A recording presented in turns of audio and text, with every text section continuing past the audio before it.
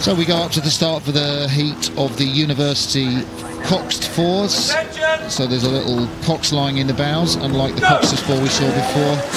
The might of University of London with the purple blades on the right of your picture, and they are racing the University of Bristol on the left of your picture. Bristol University got a real good programmed, some strong crews here. I was impressed with their eights. We saw earlier they did go out, but very, very strong programme, and I think it's really looking up for West Country rowing at the University of Bristol. Yeah, they train down on the Salford stretch, actually not that far out of Bath for some of the year, and then sometimes they train in the Bristol docks. A good centre for sport down there. They got Bristol University, got Bath University, and Monkton Combe School all training out of the same boat shed. The prestigious Monkton Combe School. Yeah, that's your Alma Mater, isn't it, Al? Yeah. So we're looking at University of London, who posted the quicker time in yesterday's heat, 2:01 to the barrier when UL beat DSL Lacher, and their opponents from University of Bristol beat Durham B, and they posted 2:05. So at the moment, let's see how that panned out. And the quicker crew yesterday, University of London, have actually gone into that crucial lead. We're looking at the halfway point now. University of London on the left of your picture, University of Bristol on the right. Yeah, Martin, you can see from that shot the confidence that University of London now have in their rowing.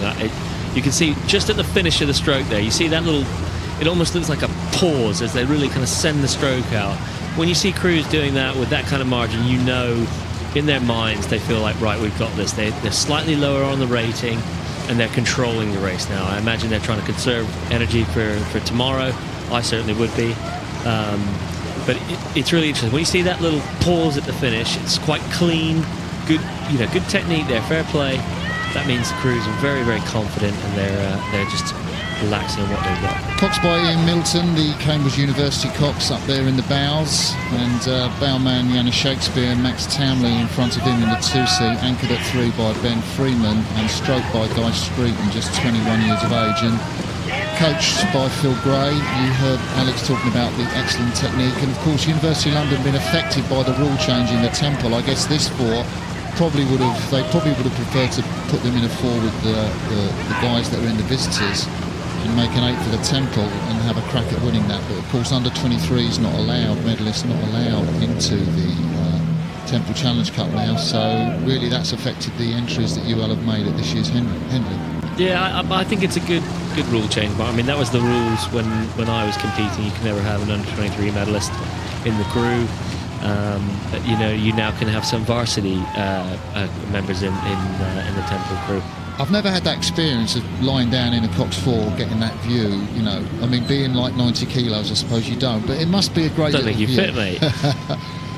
No, so Ian Middleton, the 23-year-old Cox, he's on the left of your picture. Caroline Wells, just 22 years of age, she's on the right in the bows of the University of Bristol crew. Let's give them a name check. Closest to you, the bowman of University of Bristol, Callum Gathercole, Joseph, there you see, well, let's go from the stroke. Matt Hardy in the stroke seat, Ellis Castle-Raymond behind him, Joe Harper in the 2-seat, and Callum Gathercole. Callum Gathercole in the bow, would you believe he rode the Atlantic in 2016? I mean, anyone that rows the Atlantic, complete nutter, but huge respect for them. Wow, that's impressive. And you've got in the UL boat, you've got Ian Middleton in the coxswain seat, you've got stroke Guy Screeton, Benjamin Freeman in the 3-seat, Max Townley, and Yana Shakespeare. Maybe they're related. Yeah. Well, it's probably one of his anniversaries this year. I think it's always one of Shakespeare's anniversary, but certainly we know it's Leander's 200th anniversary, and we're not going to be able to forget that. Loads of celebrations throughout the year. Yeah, but Martin, I just want to, you can see the control in the UL crew, and you talked about their coach. UL's had a bit of a resurgence over the last couple of years, and it's great to see, other universities coming to the fore, because haven't seen a strong UL crew for a while, and they had such pedigree in the past. Yeah, and everyone seems to go to Brooks now. If you're going to university, you want to row, you seem to go to Brooks, but UL are attracting a lot of good athletes, and they've got what's great for in the visitors. Their sort of present figure, Dave Townsend, I rowed with in the Moscow Olympics. He's put together the funding so they can buy their boathouse. It's a really vibrant atmosphere down the club. A lot of young people rowing there, great standards. So, you know, and their job, they see it, is to challenge the dominance of Brooks. Yeah, that's great. I mean, that's great for university. It's great for pushes Oxford Brookes University on and rowing in this country.